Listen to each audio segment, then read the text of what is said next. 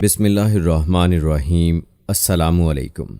मकतब TV देखने वालों को राव कमर रिजवान नई वीडियो में खुश आमदीद कहता है। दोस्तों, आज की वीडियो एक पेंडू शौहर और उसकी दर्द भरी दास्तान है। हमारी तमाम बहनें आज की ये वीडियो ज़रूर देखें। ज़िंदगी गुजारने का ऐसा सबक मिलेगा जो शायद आपको कोई ना समझा सके। मामा, वो एक पेंडू सा लड़का है, मुझे उससे शादी नहीं करनी। अफशा अपनी माँ से कहने लगी। माँ ने प्यार से कहा, बेटी वो तुम्हारा कज़न है, अच्छा लड़का है, क्यों शादी नहीं करनी उससे? अफशा ने कहा, मामा वो पेंडू सा है, ना उसे कपड़े पहनने की तमीज़ है और ना ही बात करने की तमीज़ है, मैं उससे शादी नहीं करूँगी। माँ ने कहा, बेटी शादी तो तुम्हें करनी पड़ेगी, तुम राज़ी हो या ना हो। अफशा ने अपने कज़न सारिम को कॉल की। सारिम, मैं तुमसे शादी नहीं करना चाहती, तुम शादी से इनकार कर दो। सारिम ने कहा, मैं अपने माँ बाप की मर्जी के खिलाफ नहीं जा सकता। अफशा ने कहा, मैं तुम्हारे साथ जिंदगी भर नहीं रह सकती। सारिम ने कहा, तुम खुद इनकार कर दो, मैं तो कुछ नहीं कहने वाला। अफशा ने जब देखा कि उसकी शादी सारिम से कर रहे हैं तो अफशा ने खुदकुशी करने के लिए घर में पड़ी काफ़ी सारी मेडिसिन खा ली। उसे अस्पताल ले जाया गया, डॉक्टर ने उसका मैदा वॉश किया और अफशा की जान बच गई। अफशा ने अपनी माँ के आगे हाथ जोड़कर कहा, मामा उस पर रहम करो, मैं इस जाहिल इंसान के साथ नहीं रह सकती, वो भी गांव में। माँ ने कहा, बेटी सोच लो, हम सब जानते हैं कि वो लड़का बहुत अच्छा है, क्या हुआ अगर वो इतना पढ़ा लिखा नहीं है? वो गांव में तो रहता है लेकिन है बहुत अच्छा लड़का। अफशा के ना चाहते हुए भी अफशा की शादी सारिम से करवा दी गई। उस वक्त अफशा ने बस समझ लिया कि उसकी जिंदगी बर्बाद हो गई है, सारे ख्वाब खत्म हो गए, सब खुशियां जला दी गई हैं, सब कुछ एक जाहिल इंसान के हवाले हो गया। पहली रात थी। अफशा ने सारिम से कहा, सारिम तुम मुझसे शादी करना चाहते थे ना, तो शादी हो गई, लेकिन अब मुझसे दूर रहना। सारिम ने मुस्कुराते हुए कहा, ठीक है अफशा, आप इतना गुस्सा क्यों कर रही हैं? अफशा ने कहा, तुमने मेरी जिंदगी बर्बाद कर दी है सारिम। सारिम ने एक डिबिया खोली, उसमें चमकती हुई एक अंगूठी थी। सारिम ने वो डिबिया अफशा के सामने रखी और कहा, अफशा ये अंगूठी आपके लिए है। अफशा ने अंगूठी उठाकर साइड पर रख दी और करवट बदल कर लेट गई और रोने लगी।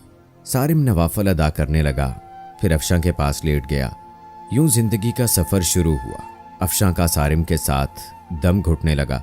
सारिम दिखने में खूबसूरत था, बस ज्यादा पढ़ा लिखा नहीं था और डिसेंट भी नहीं था। अफशा जरा मॉडर्न सी लड़की थी। सारिम सुबह उठकर खुद ही नाश्ता बनाता। अफशा को गुस्सा आता कि ये बंदा मुझे इम्प्रेस करने के चक्कर में है। अफशा जब सारिम के हाथ का खाना खाती तो हैरान होती कि इतने मजे का खाना। सारिम थका हारा आता। अफशा खामोशी से गुमसुम अपनी दुनिया में मगन रहती। उसको सारिम की कोई परवाह न थी। सारिम भी अफशा को कुछ न कहता। घर आता, खाना बनाता और अफशा को खाना देता।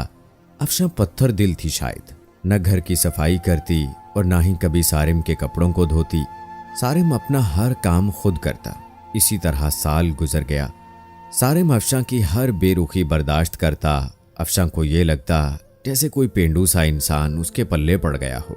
सारिम चूंकि एक मर्द था जो औरत पर हाथ उठाना मर्द की शान के खिलाफ समझता था, फिर उस पर हाथ उठाना जो कि हमसफर हो। सारिम ने एक दिन अफशा से कहा, अफशा तुम अपना ख्याल क्यों नहीं रखती? देखो तुम्हारा रंग कितना धीमा पड़ गया है, तुम्हारे बाल देखो कितने रूखे हो गए हैं। सारिम अफशा के पास बैठ गया। 1 साल के बाद यूं सारिम ने अफशा को खुद छुआ था। अफशा के बालों में तेल लगाने लगा। अफशा ने कहा, सारिम मुझे छोड़ दो। सारिम ने कहा, नहीं छोड़ूंगा। अफशा ने धक्का दिया और तेल सारिम के ऊपर गिर गया। अफशा उठकर जाने लगी तो सारिम ने उसका बाजू पकड़ा, पास बिठा लिया और फिर यूं मुस्कुराते हुए कहने लगा, अफशा मैं आपको इस तरह से नहीं देख सकता। अफशा ने कहा, सारिम मेरा बाजू छोड़ो, मुझे दर्द हो रहा है। सारिम ने अफशा को पास बैठाया, सर में तेल लगाया और फिर चेहरे पर स्क्रब करने लगा। अफशा खामोश बैठी रही। सारिम ने मुस्कुराते हुए कहा, चलो अब जाओ, शावर लेकर आओ और पिंक वाला ड्रेस पहनो, मैं तुम्हारी फेवरेट बिरयानी तैयार करता हूँ। अफशा हैरान थी कि इसको इस कदर बेरुखी के बावजूद वो इसे इतना प्यार करता है। अफशा शावर लेकर आई। आज चेहरे पर अजीब सी चमक थी। अफशा ने अपनी दोस्त को कॉल की कि सारिम ने आज मेरे साथ ऐसे किया। उसकी दोस्त ने कहा, सारिम अच्छा इंसान है, इसकी कदर करो। अफशा ने कहा, वो मुझे इम्प्रेस कर रहा है। उसकी दोस्त ने कहा, अफशा, किस्मत वालों को ऐसे मर्द और ऐसे हमसफर मिलते हैं। इतने में सारिम ने आवाज लगाई, जहां पना, खाना तैयार है, आ जाओ। अफशा मुस्कुराने लगी। आज बिरयानी से मजे की खुशबू आ रही थी। अफशा ने खाना शुरू किया। इतने मजे की बिरयानी। उसका दिल चाहा कि वो सारिम की तारीफ करे, लेकिन वो खामोश रही। खाना खाया और कमरे में सोने के लिए चली गई। सारिम ने बर्तन उठाए और वॉश करने लगा।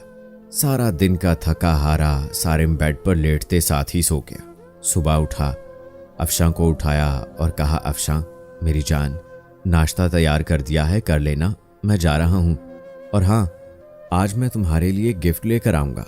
रात को सारिम घर आया। हाथ में गुलाब का एक फूल था। अफशा गार्डन में कुर्सी पर बैठी हुई थी। हल्की सी हवा चल रही थी। शाम का वक्त था। हल्की सी रोशनी थी। सारिम घुटनों के बल बैठ गया। गुलाब का फूल अफशा को दिया और मुस्कुराते हुए कहने लगा, हैप्पी बर्थडे अफशा। अफशा ने कहा, तुम्हें कैसे याद है कि मेरी बर्थडे है? सारिम कहने लगा, हम सफर हूं अफशा आपका। फिर सारिम ने एक लिफाफे से पेपर्स निकाले और अफशा का हाथ पकड़कर कहने लगा, अफशा क्या तुम जानती हो कि ये पेपर्स किस चीज के हैं? अफशा का दिल धड़कने लगा और कहने लगी, क्या है ये सारिम? सारिम ने प्यार भरे लहजे में कहा, ये हम दोनों की खुशी है अफशा। ये हमारे नए घर के पेपर्स हैं। मैंने नया घर ले लिया है और तुम्हारे नाम किया है। अफशा को यकीन ही नहीं हो रहा था। अफशा ने देखा नया घर और वो भी मेरे नाम। अफशा कुर्सी पर ढह सी गई और उसकी आंखों में आंसू आ गए। कहने लगी, सारिम इतनी मोहब्बत। सारिम की आंख से पहली मर्तबा आंसू छलका था। सारिम ने कांपती हुई आवाज में कहा, अफशा एक चीज मांगू? अफशा ने हाँ में सर हिलाया। सारिम ने कहा, अफशा तुम हमेशा खुश रहना। जानती हो तुम परी हो, एक मासूम सी, बहुत प्यारी हो तुम। मैं बहुत खुश नसीब हूं कि तुम जैसी हमसफर मिली मुझे। क्या पता फिर मिलना नसीब हो या ना हो। इतना कहकर सारिम कमरे में चला गया। अफशा को समझ ही नहीं आ रहा था कि क्या करे। सारिम के बारे में कितना कुछ सोचती रही और वो तो इतना अच्छा इंसान है। कितना बुरा सलूक किया मैंने सारिम के साथ। अफशा का दिल कर रहा था कि सारिम के साथ किए गए अब तक तमाम रवैयों की माफी मांगे। सारिम के बेपनाह मोहब्बत को 2 साल तक मैं इग्नोर करती रही और सारिम फिर भी मुझे चाहता रहा। रात भर अफशा ख्वाब देखती रही। कल सारिम के लिए खुद नाश्ता बनाऊंगी, इसको दुनिया की हर खुशी दूंगी, सारिम को अब कभी उदास नहीं होने दूंगी। रात गुजर गई। अफशा उठी, नाश्ता तैयार किया, बहुत खुश थी। शावर लिया और सारिम के उठने का इंतजार करने लगी। काफी टाइम हो गया लेकिन सारिम ना उठा। अफशा कमरे में गई और मोहब्बत से सारिम को आवाज देने लगी, सारिम उठ जाए, मैंने आज आपके लिए खुद नाश्ता तैयार किया है। सारिम करवट लिए सोया रहा। अफशा ने मोहब्बत से सारिम को छुआ तो देखा कि सारिम का जिस्म सारा ठंडा पड़ चुका है। अफशा ने आगे बढ़कर देखा कि सारिम के बिस्तर पर खून पड़ा था। उसके मुंह पर खून लगा था। अफशा चीखने लगी, जोर जोर से आवाजें देने लगी, सारिम उठ जाओ, ये आपको क्या हो गया? अफशा की आवाज सुनकर मोहल्ले वाले इकट्ठे हो गए। सारिम को अस्पताल लेकर गए। डॉक्टर ने सारिम को चेक किया और कहने लगे, मैंने कहा था ना इसे कि अपना ख्याल रखो, अपना इलाज करवाओ, किसी को साथ लेकर आओ, लेकिन शायद ये जीना ही नहीं चाहता था। अफशा ने रोते हुए कहा, क्या था सारिम को? डॉक्टर ने एक आह भरी और कहने लगा, सारिम को पिछले 1.5 साल से ब्लड कैंसर था। शायद इसका कोई ख्याल रखने वाला ना था। मुझे अक्सर कहा करता था, डॉक्टर साहब मैं किसके लिए जिंदा रहूं? कोई है ही नहीं जो मुझे अपना कह सके। मेरे घर में मेरा इंतजार करने वाला कोई नहीं है। कोई नहीं है जो मुझसे मोहब्बत से पूछे कि आज दिन कैसा गुजरा। कोई नहीं है जो मुझसे कहे आप थक गए होंगे, लाएं मैं आपका सर दबा दूं। रात को अकेला दर्द से तड़पता, लेकिन कोई नहीं है जो मेरा दर्द समझे।